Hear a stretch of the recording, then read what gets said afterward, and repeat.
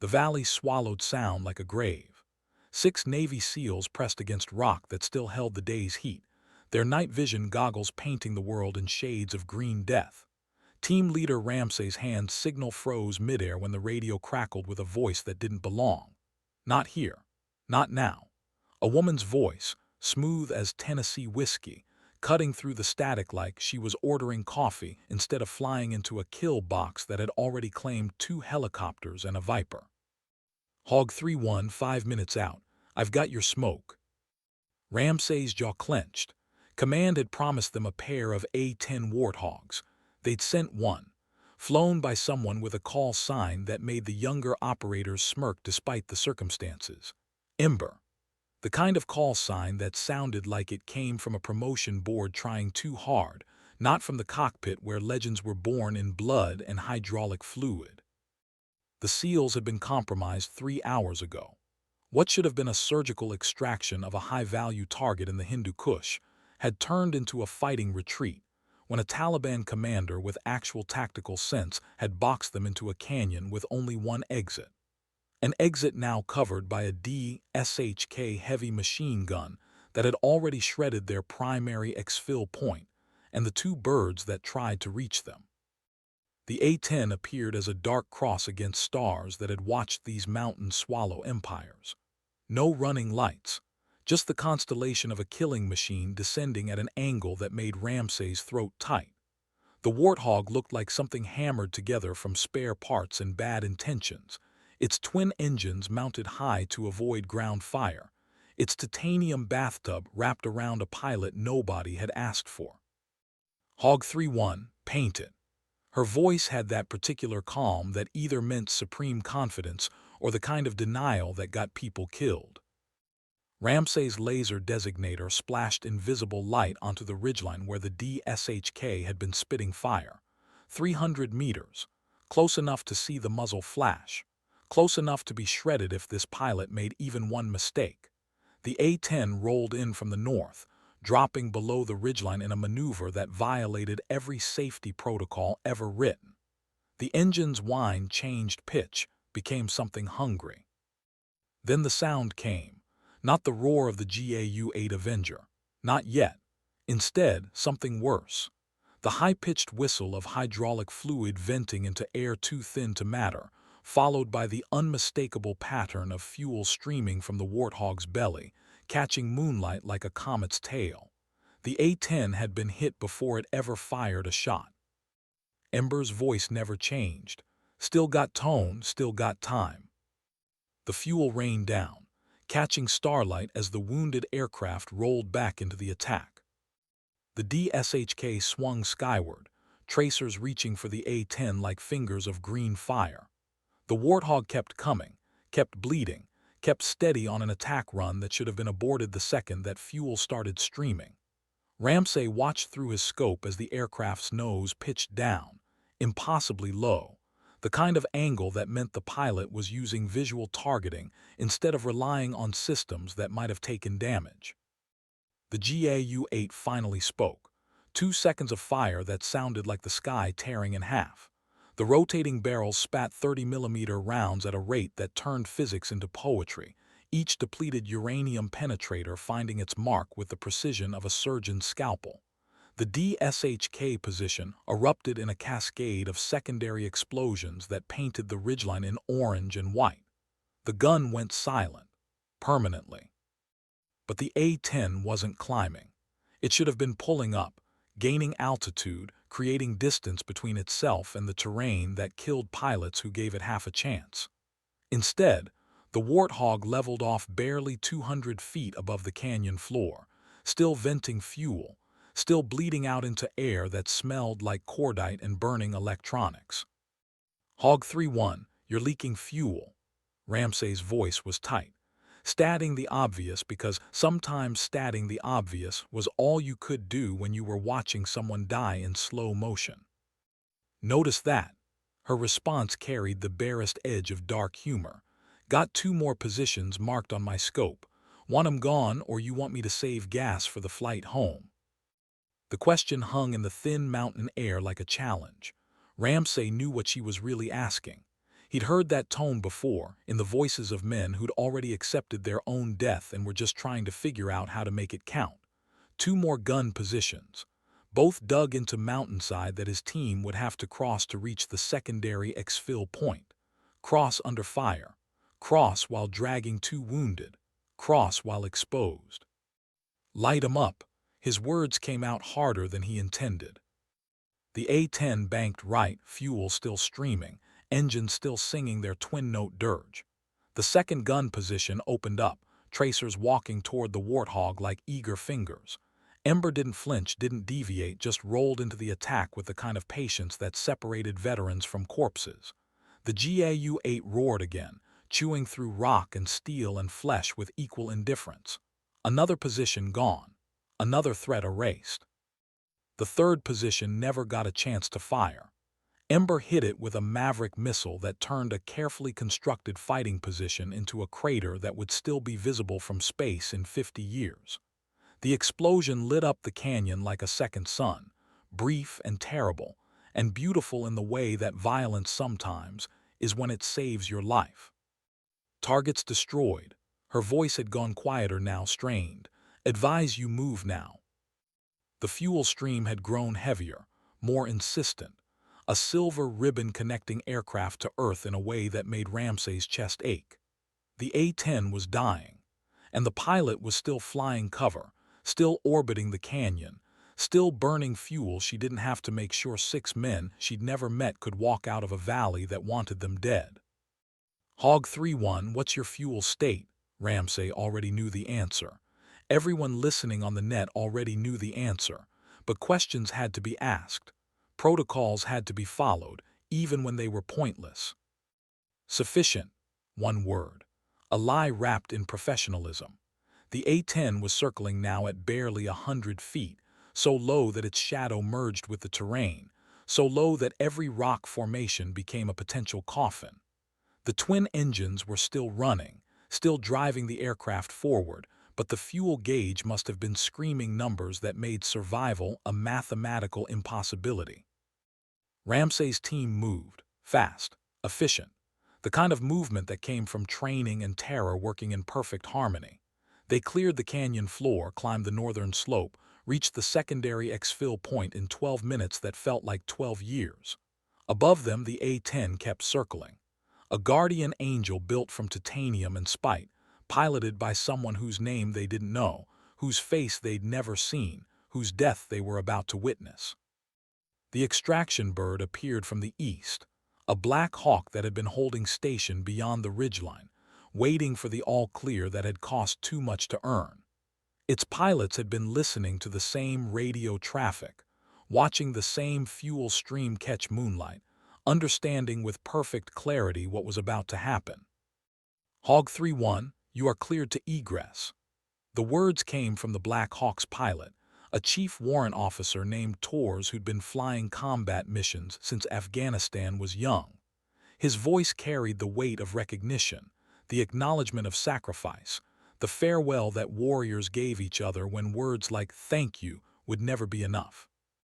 Negative. Ember's voice was steady despite what her gauges must have been showing. You're loaded heavy. Get clear first. The Black Hawk began its climb, rotors biting air that fought back, carrying 6 SEALs and their wounded toward altitude that meant safety. Ramsay pressed his face against the window, watching the A-10 below, watching it circle one more time, watching it bleed fuel in streams that caught the rising sun just starting to paint the eastern peaks in shades of gold and crimson. Then the engines coughed, both of them, simultaneously. The sound of fuel starvation, the death rattle of turbines that had given everything they had and were now discovering that everything wasn't quite enough.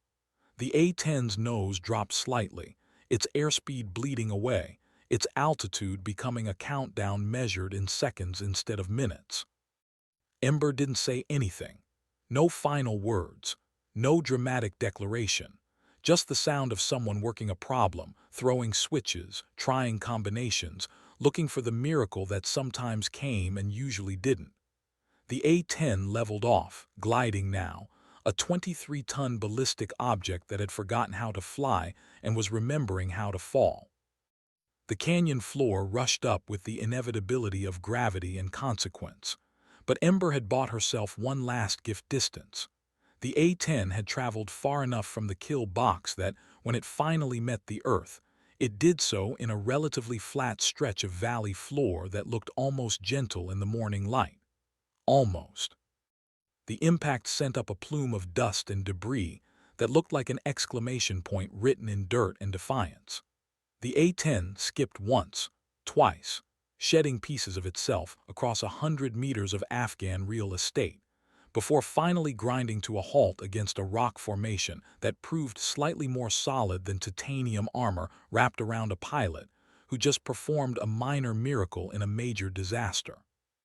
The Black Hawk was already turning, already descending, Tors making calculations about risk and obligation, an honor that didn't appear in any flight manual. The A-10 lay on its belly, its landing gear torn away, its left engine housing cracked open like an egg, fuel still leaking from wounds that would have killed a lesser aircraft in the air. But the cockpit was intact.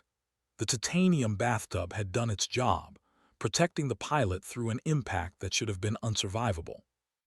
Ramsay was out of the Black Hawk before it fully touched down, his team right behind him, running toward the wreck with their weapons up and their hearts hammering.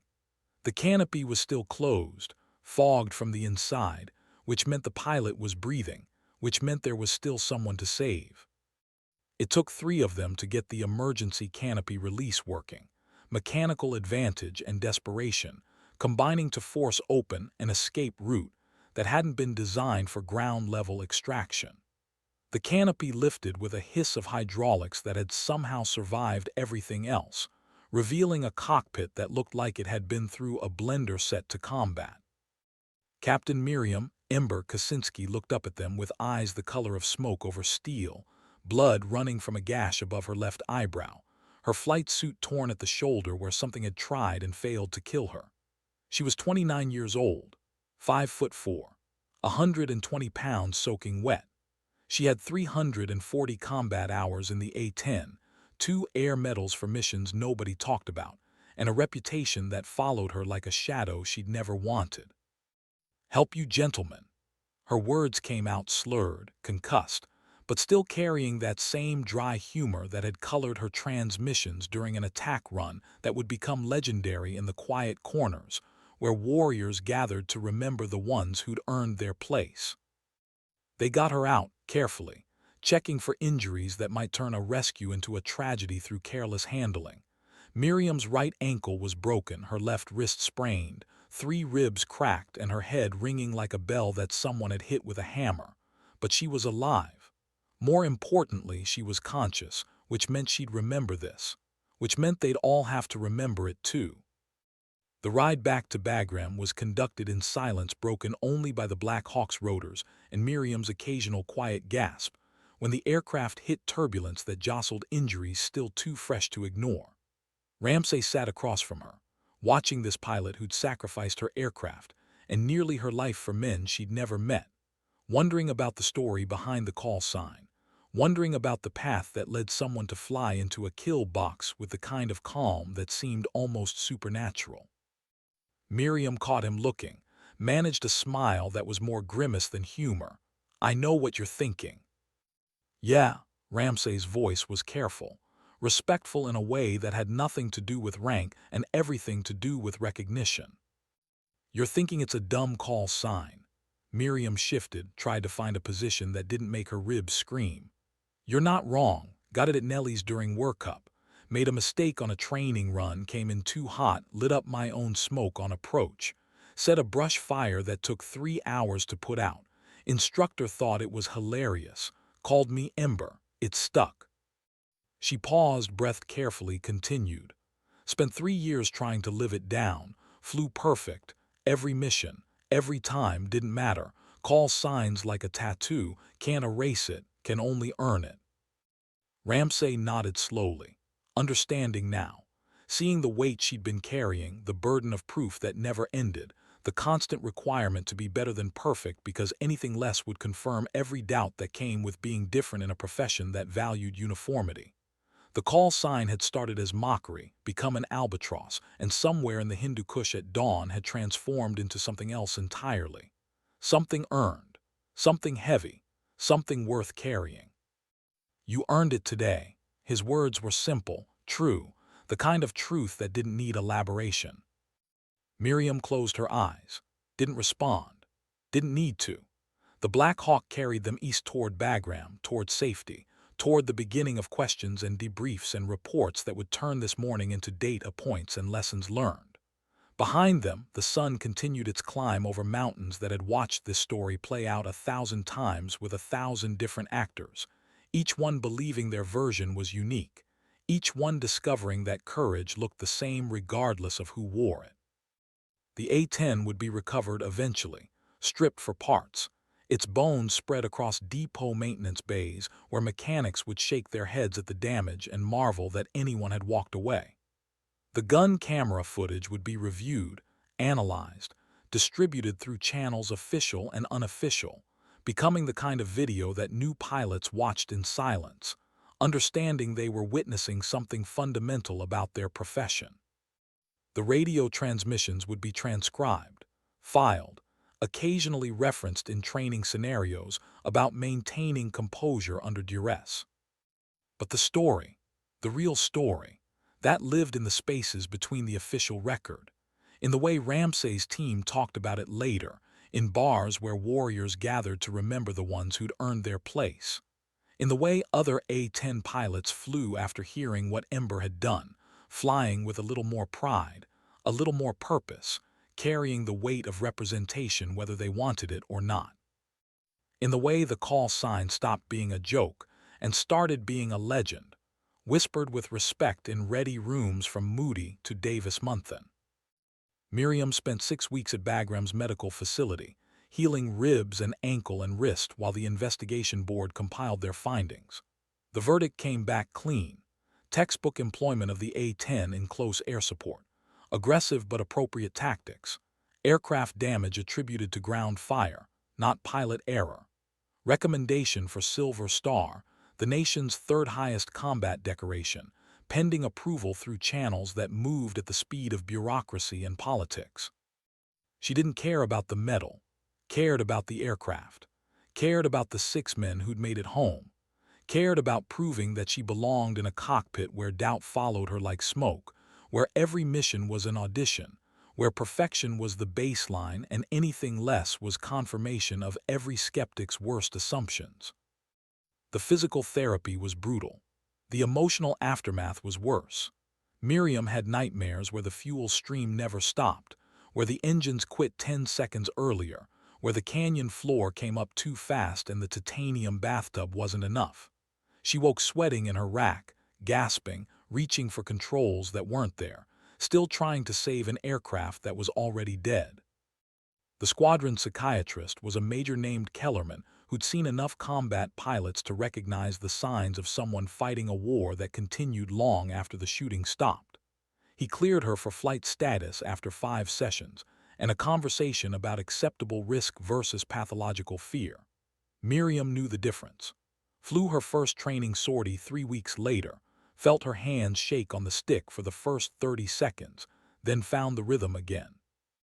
The A-10 responded like it always had, indifferent to her doubt, faithful to her inputs, a machine that cared only about physics and fuel, and the competence of the person strapped into its titanium embrace. 6 months passed. Miriam flew 37 more missions, supporting operations across Regional Command East, proving nothing to everyone except herself. The Silver Star came through with a ceremony at Bagram attended by more people than she wanted and fewer than protocol required. The citation was read in language that turned chaos into prose, terror into heroism, near death into achievement worthy of recognition. She stood at attention while a colonel she'd never met pinned the star above her ribbons, metal on fabric, weight on weight. The applause was genuine. The handshakes were firm. The photographs were taken for official record and personal pride. And through it all, Miriam felt the strange dislocation of someone watching their own life from the outside, wondering if the woman in the flight suit with the medal really matched the terrified pilot who'd ridden a dying aircraft into the ground because stopping wasn't an option. The answer came 3 months later. Different valley, different mission, same aircraft type, different tail number. Miriam was flying wing for a pilot named Cortez, a captain with 2 deployments and the kind of smooth competence that made flying look easy. They were supporting an Army unit in contact, danger close support where the margin for error was measured in meters instead of miles. The usual calculus of violence and precision played out at 500 knots and 200 feet. Cortez took ground fire on his attack run. Small arms, nothing the A-10 couldn't handle, except one round found a hydraulic line in a spot where armor was thin and luck was absent. His aircraft started bleeding red fluid, pressure dropping, flight controls getting mushy in the way that meant immediate egress or imminent disaster.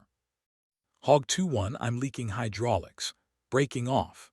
Cortez's voice was tight but controlled, the sound of someone working a problem while their lizard brain screamed about mortality and bad luck. Miriam didn't hesitate. Copy. I've got the target, stay high. She rolled in where Cortez had been forced to abandon, lined up the gun run that still needed flying, put 30mm rounds exactly where they needed to go. The Army unit reported threats eliminated. Cortez managed to nurse his wounded A-10 back to base, landing with minimal hydraulics and maximum skill. No loss of life. No loss of aircraft. Just another day in a war that had stopped being news years ago. But something had shifted. In the ready room that night, drinking coffee that tasted like petroleum products and bitter necessity, Cortez looked at Miriam with eyes that held recognition instead of assessment. No words were exchanged. None were needed. The debt had been paid. The circle had been completed. The proof that had been demanded since Nellie's had been delivered over and over until it stopped being about proof and started being about simple competence. About being a pilot who could be trusted, when trust was the only thing that mattered. Miriam finished her deployment 4 months later, rotated back to the States, to Davis-Monthan Air Force Base where the Arizona sun baked the flight line, and the A-10s sat in neat rows like armored saints waiting for the next war. She flew training missions, taught new pilots the difference between aggression and recklessness, shared stories in the careful way that turned experience into instruction without becoming sermon. The story of the Hindu Kush mission followed her like a shadow cast in light instead of darkness. Not the burden she'd expected, but not quite the vindication she'd imagined either. Just a chapter in a larger narrative about competence and courage, about earning your place every single day, about carrying the weight of representation whether you wanted it or not. Young pilots, especially the women who came after, watched her with eyes that held hope and hunger, seeing possibility where before they'd seen only barrier. Miriam tried to be honest with them, told them about the fear that never went away, just learned to coexist with duty, told them about the weight of proving yourself repeatedly while others got the benefit of doubt from their first takeoff, told them about the satisfaction of doing the job well, regardless of who was watching, regardless of who was doubting, regardless of how many times you had to demonstrate the same competence others were granted as assumption. Does it get easier? A lieutenant named Brooks asked one day after a particularly difficult training sortie, where she'd made mistakes that would have been forgiven in a male pilot, and were instead dissected as confirmation of suspicious assumptions. Miriam considered the question carefully, thought about the Hindu Kush, thought about the fuel streaming from her aircraft and the choice between saving herself and completing the mission, thought about the years of proving and reproving, of excellence as requirement rather than achievement.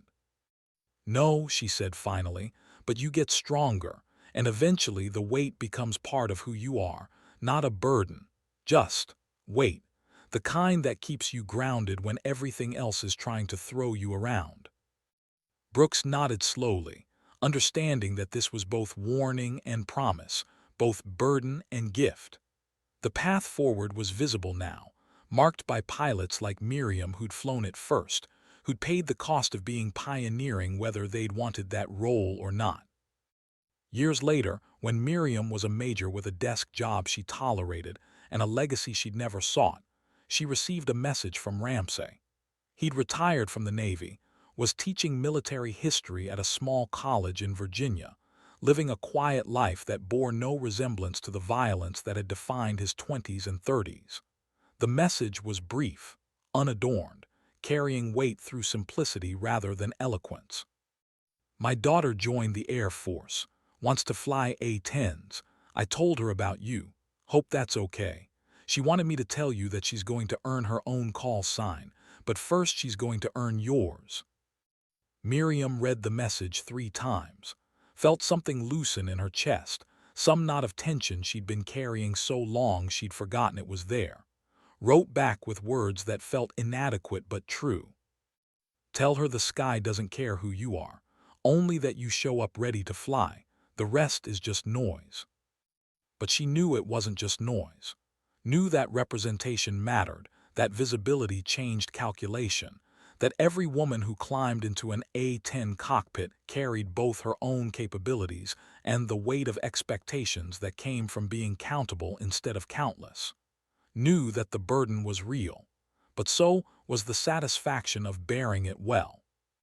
The sky over Arizona was enormous that evening, painted in shades of amber and crimson that reminded her of dawn over the Hindu Kush, of fuel catching sunlight, of engines dying, and a titanium bathtub keeping its promise. Miriam stood on her porch, coffee in hand, watching the sun decline toward mountains that bore no resemblance to Afghanistan except in the way they held the light. A pair of A-10s passed overhead, low and loud, their distinctive profile unmistakable even in silhouette. Training flight, probably. Young pilots learning the aircraft's rhythm, discovering its capabilities and limitations, understanding that the Warthog would forgive many sins but not carelessness, not arrogance, not the assumption that machinery could compensate for judgment. One of those pilots might be a woman, might be flying with a call sign she was still trying to earn, still trying to transform from mockery into meaning, might be carrying the weight of proving herself, repeatedly, endlessly, until the proof became so overwhelming that doubt had nowhere left to hide. Or maybe it didn't matter. Maybe the sky really didn't care who flew it, only that they showed up ready, competent, willing to do the job regardless of cost. Maybe representation was both burden and liberation, both weight and wings, both the cross to bear and the ladder to climb. Miriam finished her coffee, went inside. Tomorrow would bring more training flights, more paperwork, more quiet battles fought in conference rooms instead of canyons. The war continued, different theater, different tactics, same fundamental requirement to show up and do the job well. The call sign Ember had started as a joke, become an albatross, transformed into a badge earned in blood and hydraulic fluid and the kind of courage that looked like calm because the alternative was chaos. It sat now above her ribbons, stitched into her flight suit, carried in the ready room rosters and official records, and the quiet conversations where warriors gathered to remember the ones who'd earned their place. A word, a name. A legacy built one mission at a time, one proving at a time, one sunrise over hostile terrain at a time. The fuel had rained from her belly that day in the Hindu Kush, silver in the starlight, and when it was gone, she'd flown on anyway. Because stopping wasn't an option, because 6 men needed her, because the sky didn't care who she was, only that she was there, ready, willing to pay the cost that competence demanded. And she had paid it, in full, with interest. The kind of payment that echoed forward, making the path easier for those who followed, lighting the way with embers that refused to die even when the fuel ran dry.